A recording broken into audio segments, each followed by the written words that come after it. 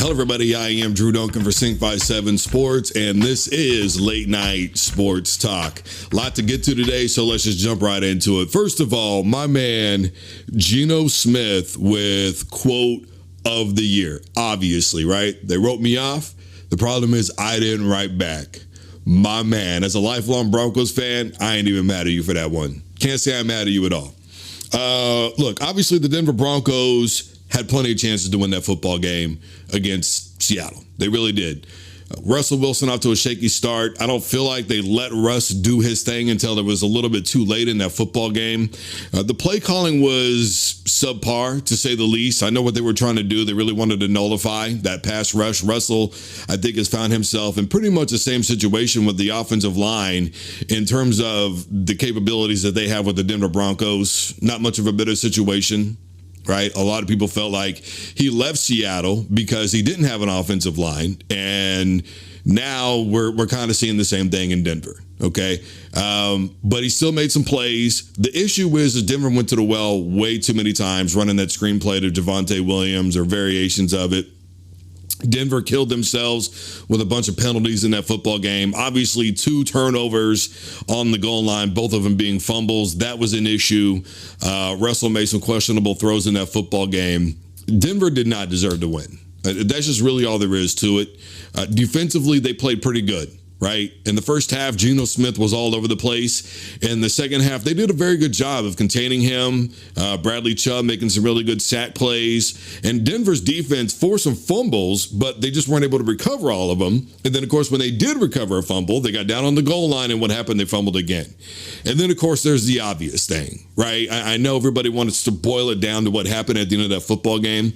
But there were just so many other things that happened long before that ever took place that led up to that. And I think that we forget those things and they need to be talked about, because the fact of the matter is, in the first half, Denver's defense didn't look like they could stop anybody. It looked like a little league football team probably could have ran on them. We saw a lot of missed tackles.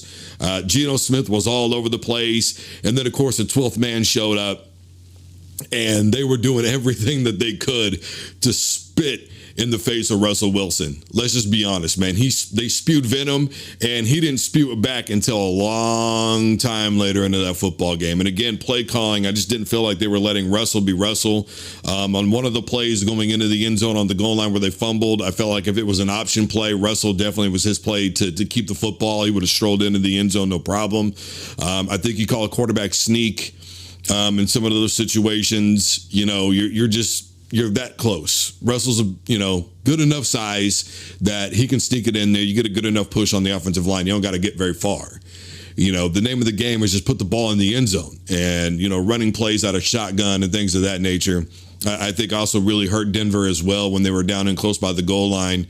Sometimes you overthink it and you outthink yourself. And then, of course, the management that happened at the end of that football game. I mean, look, situational football dictates that you've got 3 timeouts with about 55 seconds remaining, okay?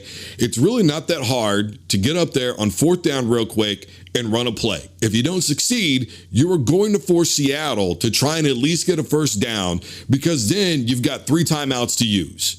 You use the 3 timeouts, you get the football back with maybe 10 or 15 seconds left, maybe even 20 if you play your cards right, and you're going to be able to maybe do something with the football. You might even force Seattle into a situation where we know Pete Carroll is a gutsy guy. He loves to show his grapefruits. Maybe he goes for it on 4th down. You stop him. You still got the football at midfield. You could run 1 or 2 plays to get on the outside really quick. You get it up and you're in better field goal range. Or, of course, there's option B, and that is you call a timeout right there, you talk about it, and that's it. Really showed a lack of situational football understanding on the part of the Denver Broncos, and that was head to toe, period. Top to bottom, from the coaching staff. Russell Wilson looked like he hadn't been there before in that situation. I don't know what he was being instructed to do, but whatever it is, when you're a quarterback, a lot of times in those situations, coaches kind of give you the opportunity to hurry up and do what you think is best. And I think Russell Wilson, given the fact that he's a veteran in this league, in the eyes of a lot of people, a Hall of Famer, and he's been in these situations before, to not stand around. I don't know if they were trying to draw Seattle off sides and get a cheap first down or whatever the case was going to be, run the clock down, try and leave Seattle with no time or whatever they were thinking. It wasn't situational football and it wasn't accurate to the situation. So they botched it all the way at the end. Nobody knows what the hell was going on. Nobody knows what the hell they were doing.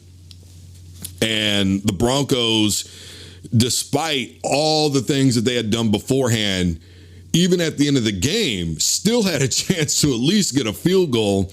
And, and it's not that McManus doesn't have the leg, but this isn't the Rocky Mountains, right? And the air is a little bit different in Seattle than it is from when you're in Denver. Knows what the right thing to do is, then so should everybody else. And why is that a thing? Because the guy in a bar is probably drunk off of his ass, and even he understands, bro, either hurry up and run a play and then use your 3 timeouts after the fact if you don't get the first down, or go ahead and call a timeout, get the right play call in, and then whatever happens from there is whatever happens from there.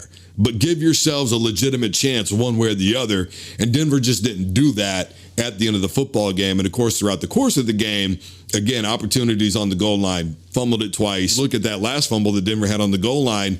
Sutton's trying to signal touchdown. The ball's loose, jump on it. He saw that the ball was loose. He didn't, and then he waited till he looked around and realized the referees were letting the play go.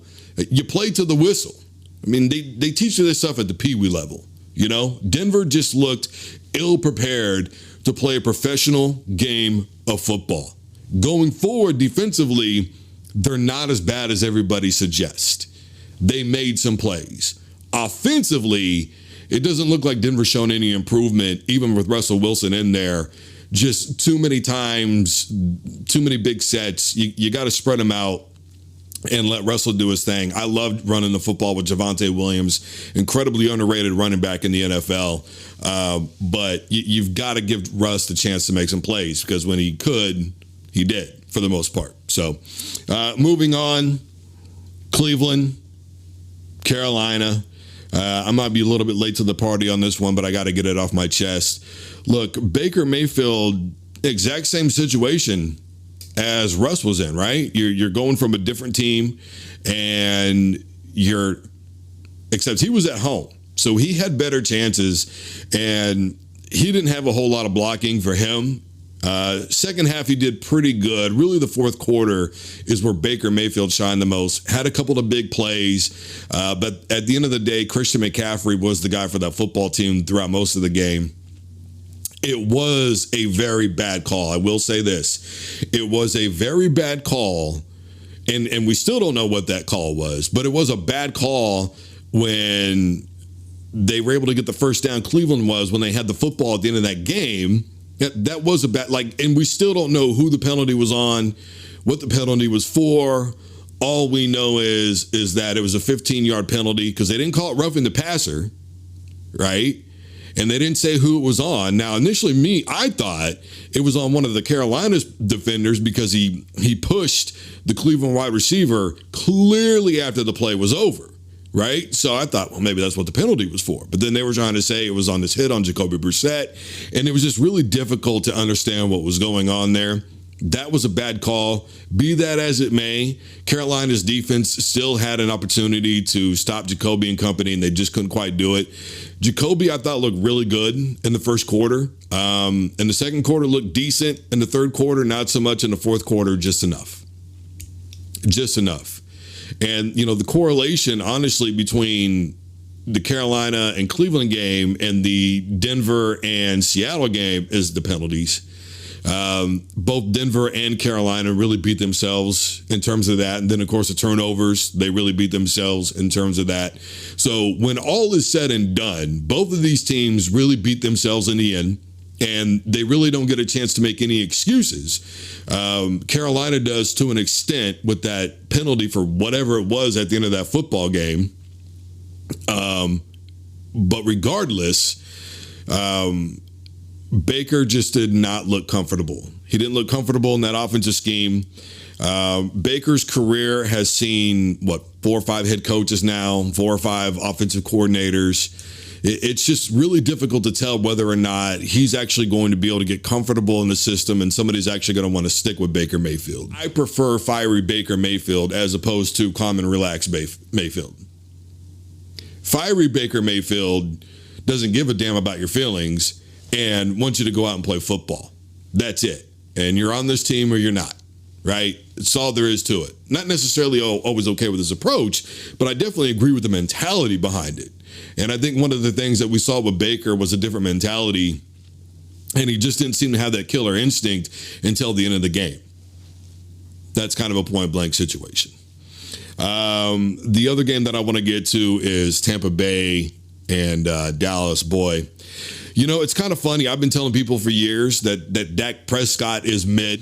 You've got barn burners like CeeDee Lamb and some of these other guys on the football team, and Dak can't get it to him. It's pretty much a point-blank situation. Then they had that weird trick play, whatever it is that they were trying to do. Who the hell really knows?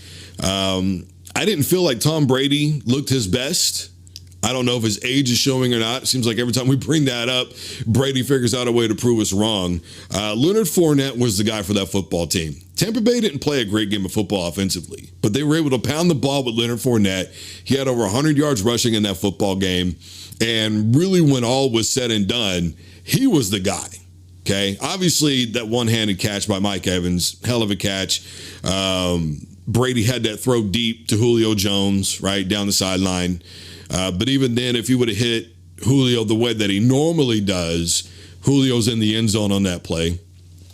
And then, of course, he's, limping around, and who knows if he's going to get injured or play, I should say, coming up this weekend or not. But really, regardless, Tampa Bay didn't look all that great either. But then again, it is week one, right? So we're saying all these things and all about all these teams. And at the end of the day, it is still very much week one. We don't know what's going to happen going forward. Obviously, last season, we saw a similar situation, right, where Dak and Dallas really struggled against Tampa Bay. They ended up losing, but at least they played better for the most part. But they end up losing that football game, and then they go on, like a 5-6 game win streak. So we don't really know what's going to happen going forward. I do know this.